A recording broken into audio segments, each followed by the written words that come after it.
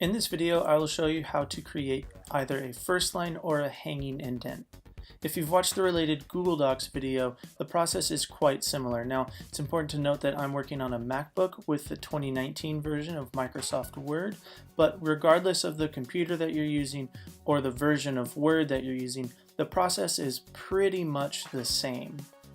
So here I've got a bibliography in the Chicago Turabian style.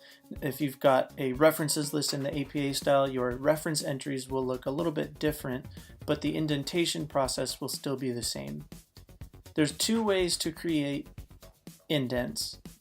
The first way is simply to highlight the bibliography, and you can drag these sliders around to get the exact indentation you want. When the first line is all the way to the left and every other line following is indented a ½ inch, that's called a hanging indent. This is what's required for most bibliography or reference list styles. If you don't see this slider, if you don't see this ruler along the top, you'll need to click in View and make sure this box next to ruler is checked. There are these other options as well if you need.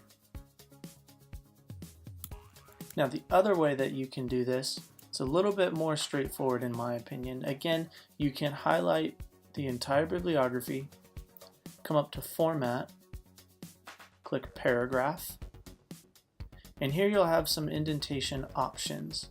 Under this menu called Special, you can select either a first line or a hanging indent.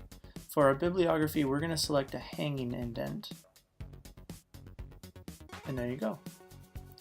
You can do the same thing for footnotes, since footnotes in the Chicago style need to be indented using a first line indent. You can press on a Mac Command A with your cursor in the footnotes, or if you're on a Windows computer, you can place your cursor in the footnotes and press Control A. That will highlight all your footnotes, and then you can do the same process. You can either drag the top triangle here, sometimes they both move over together and you've got to move one of them back.